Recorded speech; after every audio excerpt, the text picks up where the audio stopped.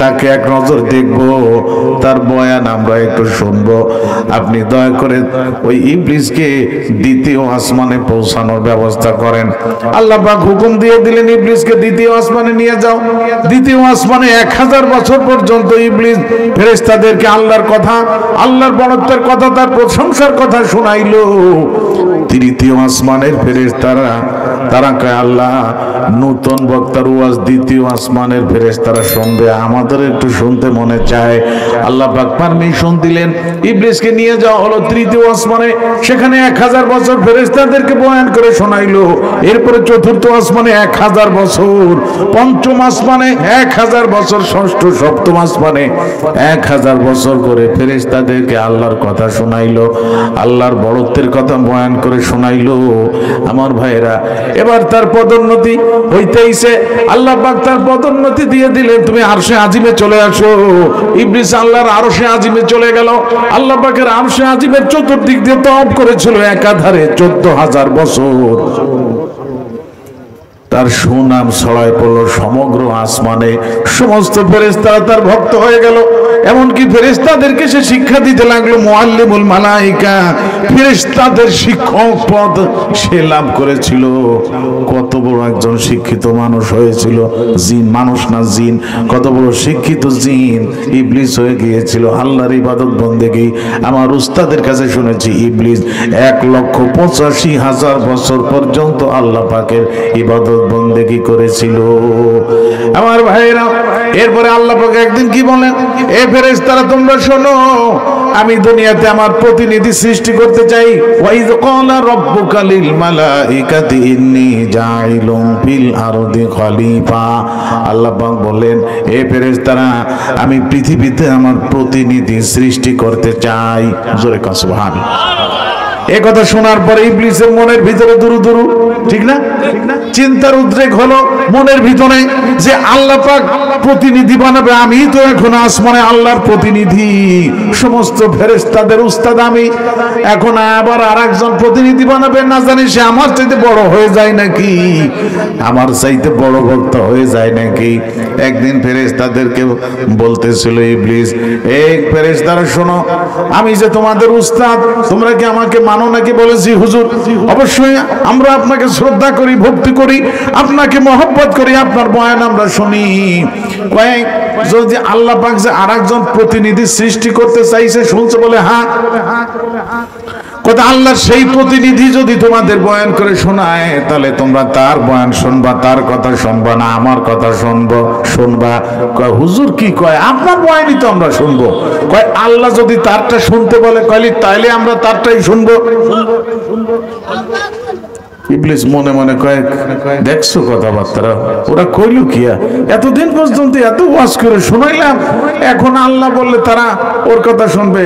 পরে সে বলে, আরে আমি এই কথা শুনবার জন্যই তো তোমাদের কাছে এই কথা বলছি না, তা দেখলাম যে তোমাদের লাইন ঠিক আছে, আসলে উল্টো এই কথাটা বলছে, ঠিক কিনা জোরে কন। ইবলিসের মনের ভিতরে দুরু দুরু কম্পন, যে আবার প্রতিনিধি বানাবে, না জানি সে আমার চাইতে বড় হয়ে যায় নাকি। আমি তো আল্লাহর প্রতিনিধি, আর আমাকে বানানো হয়েছে আগুনের দ্বারা। আগুনের গতি হলো ঊর্ধ্ব গতি, জোরে কন ঠিক না বেঠি? আমি তো আল্লাহর প্রতিনিধি, আমার চাইতে আবার কোন প্রতিনিধি বানাবে? আমার ভাইরা, ইবলিস আরো মনে মনে কল্পনা করে, এই যে আসমান জমিন আল্লাহর হুকুমে চলতেছে, আল্লাহ পাক যদি কোনোদিন বার্ধক্যে উপনীত হয়, যদি কোনোদিন রিটায়ার করে, তাহলে তো এই আসমান জমিন আমারই চালানো লাগবে। কথা কন না কে? অত ভালো না, জোরে বলে ঠিক কিনা?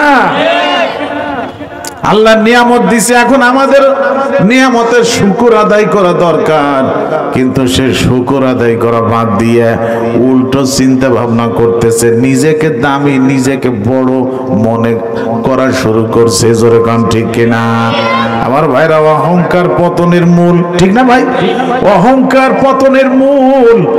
আরে কি দেখা গেল, একদিন আল্লাহ পাক ঘোষণা করে দিলেন, এই ফেরেশতারা আমি এখন আমার প্রতিনিধি তৈরি করব। করব, মাটি দ্বারা আমার প্রতিনিধি বানাবো জমিনে, পৃথিবীতে মাটি দ্বারা প্রতিনিধি বানাবো। চারজন বড় ফেরেশতাদের ডাক পড়লো, জিবরাইল আলাইহিস সালাম, মিকাইল আলাইহিস সালাম, ইসরাফিল আলাইহিস সালাম, আজরাইল আলাইহিস সালাম। এই চারজনের ডাক পড়লো, আল্লাহর সামনে হাজির হলো। আল্লাহ পাক বলেন, তোমরা চারজন পৃথিবীতে চলে যাও, মাটি নিয়ে এসো, সংগ্রহ করে এক এক করে যাও। আমি ওই মাটি দিয়ে আমার প্রতিনিধি জান্নাতের ভিতরে তৈরি করব। আমার ভাই জিবরাইল আলাইহিস সালাম দুনিয়াতে আসলেন মাটি নেয়ার জন্য। কোদাল দিয়ে যখন কোপ দিবে, মাটি কান্দে, কয় ভাই জিবরাইল আমি ব্যথা পাই। ঠিক কিনা জোরে কন?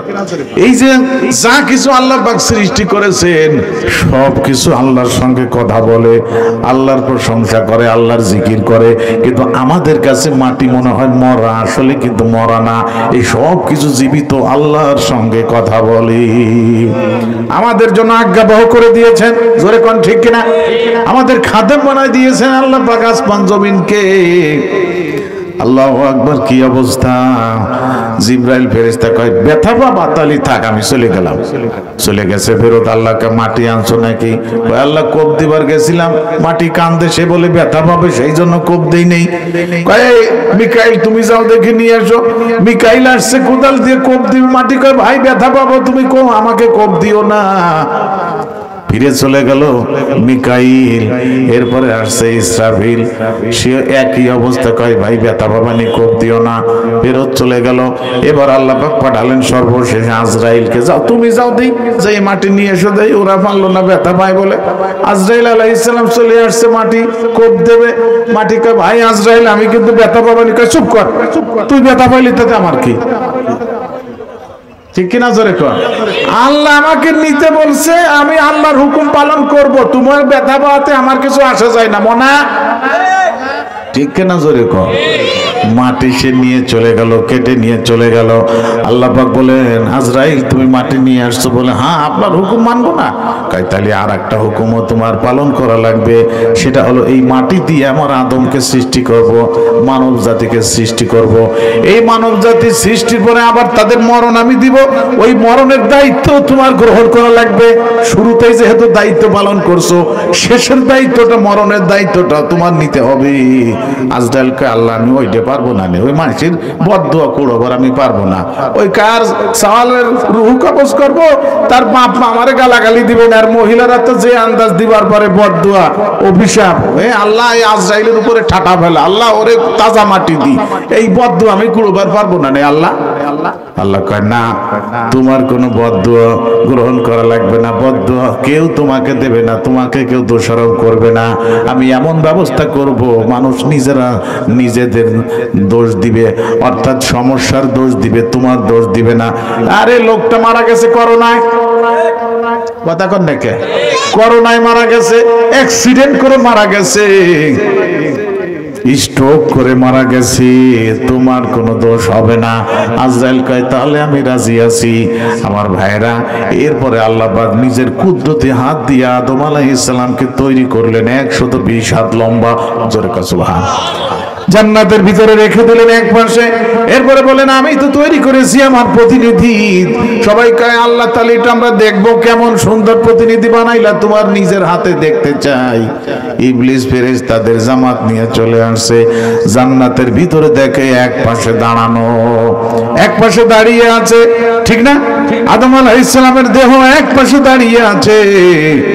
ইবলিস যাইয়ে সর্বপ্রথম পিঠে দুইটা চড় মারলো, থাবড় দিছে। আমরা অনেক সময় মাটির পাতিল আগে কিনতাম না বাজারে যাইয়া, এখন তো প্লাস্টিক, স্টিল, অন্য অন্য মেলামাইন আসছে। আগের কথা বলতেছি, মাটির পাতিলে আমাদের মায়েরা বোনেরা রান্না বান্না করতো, কথা কন নাকি ভাই? তো মাটির পাতিল কিনতে যাইয়া হাতে উঠেই আগে চড় মারতাম, দুইটা ঝনঝন করে বাইজে উঠতো। কোন জায়গায় সেন্দা আছে কিনা, না ফুটো, না ভালো টের পাওয়া যাইতো। একটু জোরে কন ঠিক কিনা? ও যে পিঠে যে দুইটা থাবড় দিছে আদমের দেহ ঝনঝন করে বাইজে উঠছে, জোরে কও সুবহানাল্লাহ। আমার ভাইরা কয় না কোনো জায়গায় সেন্দা মেন্দা নাই, ঠিক মতোই আছে। এবার কয় তাহলে একটু ভিতরে যে দেখে আসে কি অবস্থা। আর ইবলিস আদম আলাইহিস সালামের দেহর ভিতরে প্রবেশ করলো, কিছুক্ষণ ঘোরাঘুরি করার পরে বেরিয়ে আসলো। আইসে বলতেছে না অসুবিধা নাই, দেখে আসছি ভিতরে তেমন কোনো সমস্যা নাই। এই নাকি আদম? না না না, আমার উপরে যাইতে পারবে না, কিছুতেই পারবে না। কিন্তু মনের ভিতরে একটা চিন্তা তার আছে, কথা কন ঠিক কিনা? আমার চাইতে বড় হয়ে যায় নাকি এই প্রতিনিধি, আমি বড় থাকবো, আমার চাইতে বড় হলে তো অসুবিধা আমার মাতুব্বরই থাকে না। আমার ভাইরা লক্ষ্য করেন, আল্লাহ তো নিয়ামত দান করেছিলেন, কিন্তু না শুকরি করবার কারণে সে ধ্বংস হলো আল্লাহর গজবে, জোরে কন ঠিক কিনা? আমার ভাইরা পরবর্তীতে আল্লাহ পাক সমস্ত ফেরেশতাদেরকে ডাকলেন আর বলেন আমি এখন আমার আদমের মধ্যে রূহ প্রেরণ করব, তোমরা অপেক্ষা করো দেখো। আল্লাহ পাক বলেন ওয়াইজ কুলনা লিল মালাইকাতি ইসজুদু লি আদম ফাসাজাদু ইল্লা ইবলিস আবা ওয়াস্তাকবারা ওয়া কানা মিনাল কাফিরিন। দুইজনে কইল আল্লাহু আকবার। মোটে আমার আল্লাহ যত বড় তার কালাম তত বড়, জোরে কোন ঠিক কিনা? আর আল্লাহু আকবার শব্দের অর্থ হইতেছে আল্লাহ বড়। আপনি আমি আল্লাহ বড় এই কথাটা বললাম না, তাতে আল্লাহর ক্ষতি আছে নাকি? সারা দুনিয়ার মানুষ যদি আল্লাহর বড়ত্বের ঘোষণা না করে, আল্লাহ পাকের মহান বড়ত্ব থেকে কিঞ্চিত কম হবে না। তিনি যে মহান মহানই থাকবেন, কিন্তু আমি ক্ষুদ্র মানুষ, আমার ক্ষুদ্র জবান দিয়ে যদি আল্লাহর বড়ত্বের ঘোষণা করি, আল্লাহ পাক খুশি হইয়া আমার মর্যাদাকে বড় করে দিবেন, জোরে কান সুবহানাল্লাহ। তাছাড়াও আপনারা শুনেছেন আমাদের নবীজি ভবিষ্যৎবাণী করে গেছেন হিন্দুস্তানের সঙ্গে মুসলমানদের একটা যুদ্ধ হবে। কথা কন না কে? সেই যুদ্ধ লাগে লাগে ভাব আজকেও সীমান্তে মারামারি হয়েছে, বিএসএফ বিডিআর এর সঙ্গে আজকেও মারামারি হয়েছে। যুদ্ধ লাগে লাগে ভাব, কখন যে লেগে যায় ইন্ডিয়ার সাথে বাংলার মুসলমানের যুদ্ধ কখন লেগে যায় বলার কোনো কায়দা নাই। এই যুদ্ধ যদি লেগে যায় আমরা বঙ্গোপসাগর পার হয়ে পালাই চলে যাব। পালাই চলে যাব নাকি? আমরা আল্লাহু আকবার বলে ঝাঁপাই পড়বো, জোরে বলেন ঠিক না ঠিক? কারণ আমার নবীজি একটা সুসংবাদ দিয়ে গেছে ওই যুদ্ধের ফলাফল কি হবে। নবীজি সুসংবাদ শোনাই গেছে, নবীজি বলে গেছেন ওই যুদ্ধে মুসলমানেরা বিজয় লাভ করবে। তাহলে আমাদের কোনো টেনশন নাই, কোনো চিন্তা নাই। ওই যুদ্ধে আমাদের অস্ত্র না থাক, আমাদের ঈমানি শক্তি হবে আসল শক্তি। আমরা আল্লাহু আকবার বলে হুঙ্কার দিব, মোদি গদি ছেড়ে পালায় চলে যাবে। যারা বলে ঠিক না ঠিক? এখন থেকে আমাদের প্রশিক্ষণ নিয়ে রাখা দরকার, আল্লাহু আকবার বলার ট্রেনিং গ্রহণ করে রাখা দরকার। একটু গলা ছেড়ে দিয়ে চিৎকার মেরে বলেন তো আল্লাহু আকবার। আমার ভাইয়েরা, তাহলে আমি বলতেছিলাম কি আমার আল্লাহ যত বড় তার কালাম তত বড়। আল্লাহর কালামের তেলাওয়াত শোনার পরে আমাকে বড় গলায় বলতে হবে আল্লাহু আকবার। বলতে পারবেন?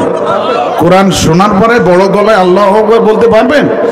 আল্লাহ পাক বলেন আবা ওয়াস্তাকবারা ওয়া কানা মিনাল কাফিরিন।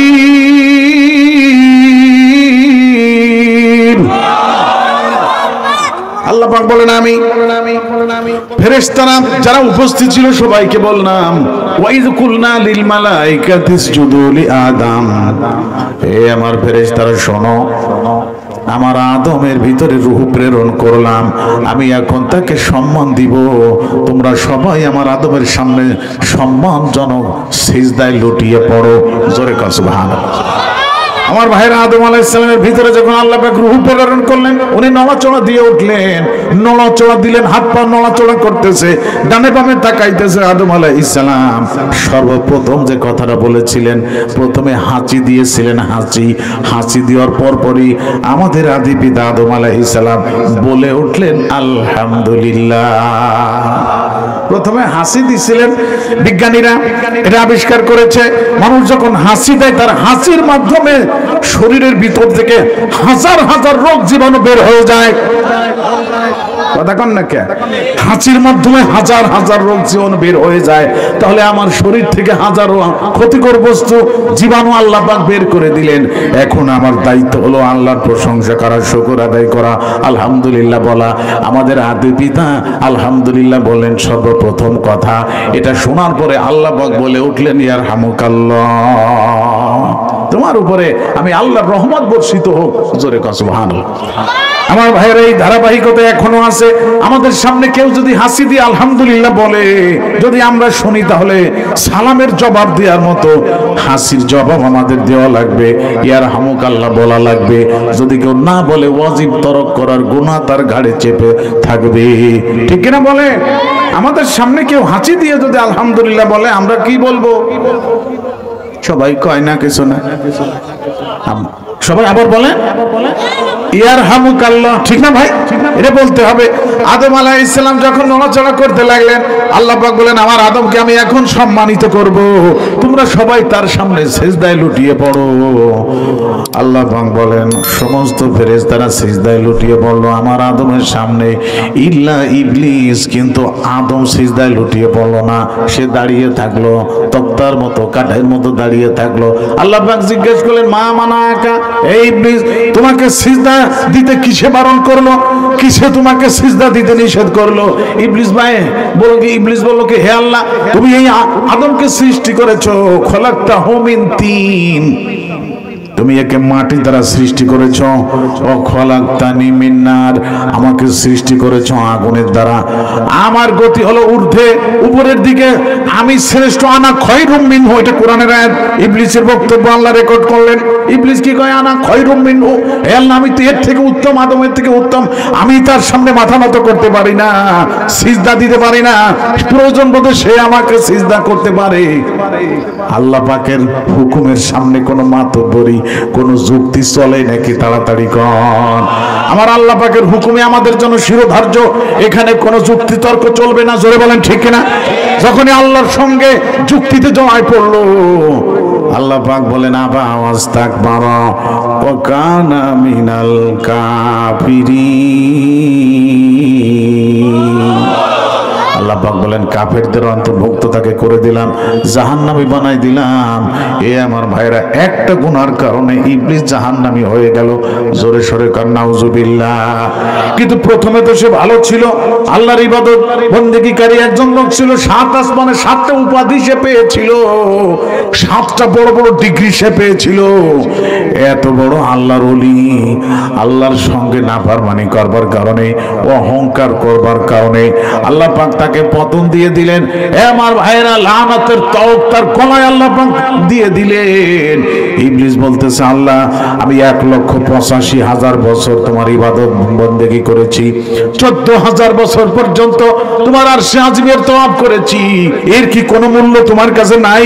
তুমি আমাকে অভিশাপ দিয়ে দিলে, জাহান্নামীদের অন্তর্ভুক্ত করে দিলে, এত ইবাদতের কোনো মূল্য তোমার কাছে নাই?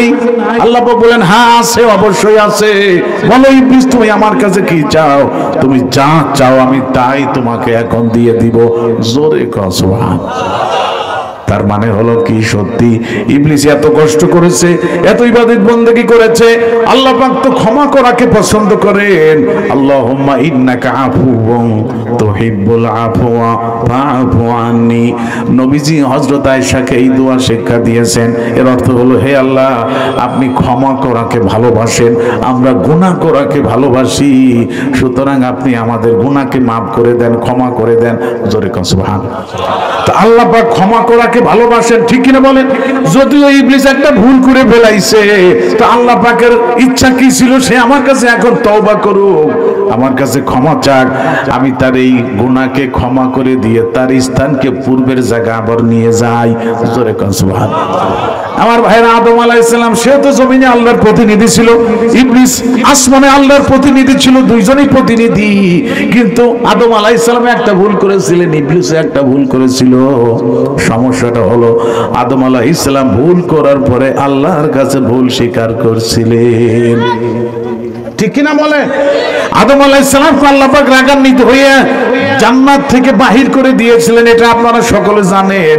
কিন্তু আদম আলাইহিস সালাম দুনিয়াতে আসার পরে কাঁদছে, নিজের ভুল নিজে স্বীকার করছে, অনুশোচনা ভিতরে কাজ করছে। স্বামী স্ত্রী দুজনে দোয়া করছে, রব্বানা যালামনা আনফুসানা ওয়া ইল্লাম তাগফির লানা ওয়া তারহামনা লানাকুনান্না মিনাল খাসিরিন। দুজনে কাঁদছে স্বামী স্ত্রী, আল্লাহ আমরা আমাদের নফসের উপরে জুলুম করেছি, আল্লাহ দয়া করে আমাদেরকে আপনি ক্ষমা করে দেন। আল্লাহ পাক তাদের গুনাহ মাফ করে দিলেন। জোরে কান সুবহানাল্লাহ। ইবলিস আল্লাহর প্রতিনিধি ছিল, সেও ভুল করেছিল, কিন্তু সে ক্ষমা চায় নাই। আল্লাহ পাকের ইচ্ছা ছিল সে আমার কাছে ক্ষমা চাক, এজন্য আল্লাহ পাক বলেছিলেন তুমি যা চাও আমি তোমাকে তাই দিব। ইবলিস সে ওইটা না চাইয়ে, ক্ষমা না চাইয়ে ভিন্ন জিনিস আল্লাহর কাছে চাইলো। বললো আল্লাহ আমি আপনার কাছে তিনটে জিনিস চাই, তাহলে একটা জিনিস প্রথম যেটা চাই সেটা হলো কিয়ামত পর্যন্ত আমাকে হায়াত দিতে হবে। আল্লাহ পাক বললেন আমি তো দিবার চাইছি, তুমি যা চাবা তাই দিব। ও চাই আমি কিয়ামত পর্যন্ত বাইসে থাকবো, এর ভিতরে আমি মরবো না। আল্লাহ পাক ঠিক আছে, আল্লাহ পাক বলে ঠিক আছে আমি দিলাম, অনুমতি দিয়ে দিলাম, গ্রহণ করলাম তোমার দাবি। বলে দ্বিতীয় নম্বর দাবি আমার, সেটা হলো আমি যে কোনো প্রাণীর সুরত ধারণ করতে পারি, এই পাওয়ার আমাকে দেওয়া লাগবে। যে কোনো মাখলুকাতের আকৃতি আমি ধারণ করব, শুধু আমাদের নবীজির আকৃতি ধারণ করতে পারবে না। এটা সহিহ বুখারীর মধ্যে নবীজি স্পষ্ট বলে দিয়েছেন, শুধু আমাদের নবীজির আকৃতি ধারণ করতে পারে না, এছাড়া পৃথিবীর যে কোনো মাখলুকাতের আকৃতি ইবলিস ধারণ করতে পারে। আল্লাহ পাক পারমিশন দিয়ে দিলেন। আর তৃতীয় নম্বর তার একটা দাবি ছিল, সেটা হলো আল্লাহ আমি মানুষের রক্তের ভিতরে, রগের ভিতরে, শিরা উপশিরার ভিতরে চলাচল করব, এই ক্ষমতা আমাকে দিতে হবে। আল্লাহ পাক বলেন ঠিক আছে দিয়ে দিলাম। এরপরে ইবলিস কি কয়, এই ক্ষমতা যখন তুমি আমাকে দিয়ে দিছো, যেই বনি আদমের কারণে লানতের তওক আমার গলায় পড়লো, আমি একজনকেও তোমার শুকরগুজার বান্দা হইতে দিব না, একজনকে আমি জান্নাতে যাইতে দিব না। আল্লাহর সামনে ইবলিস কি বলল, সুম্মা লা ইয়াতিয়ান্নাহুম মিন বাইনি আইদিহিম ওয়া মিন খালফিহিম ওয়া আন আইমানিহিম ওয়া আন শামাইলিহিম ওয়া লা তাজিদু আকসারাহুম শাকিরিন। আল্লাহ পাকের সামনে ইবলিস কি বলল, হে আল্লাহ তুমি দেখবে আমি তোমার ইমানদার নেককার বান্দা বান্দীদের সামনের দিক দিয়ে, পিছনের দিক দিয়ে, ডান দিক দিয়ে, বাম দিক দিয়ে, চতুর্দিক দিয়ে তার কাছে আমি যাব, তার ইমানের উপরে হামলা চালাবো। হে আল্লাহ তুমি দেখবে তোমার বেশিরভাগ বান্দা বান্দী না শুকরগুজার হয়ে গেছে। আর আল্লাহ পাক বলে দিয়েছেন ওয়ালা ইন কাফারতুম ইন্না আযাবি লাশাদীদ। আল্লাহ কয় না শুকরি যারা করবা তাদেরকে আমি কঠিন আযাবে গ্রেফতার করব। এটা কার কথা? এত আস্তে কইলে আজকে কি এত শীত পড়ছে নাকি যে হুজুরের মেজের কাঠের মতো উদাই গেছি? আজকে তো শীতই নাই, অন্যান্য দিনের চাইতে আজকে পরিবেশটা আল্লাহ পাক অনেক সুন্দর করে দিয়েছে। জোরে কোন ঠিক কিনা? তাহলে আমি যে কথাটা শুনলাম এটা কার কথা? আমার ভাইরা বোনেরা, তো ইবলিসের বক্তব্য আপনারা শুনলেন, সে আমাদেরকে না শুকরগুজার বানাইয়া জাহান্নামী বানাই দেবে, কিন্তু আমরা সর্বক্ষণ আল্লাহর শুকরগুজার বান্দা হইয়া থাকতে চাই। ঠিক কিনা বলে?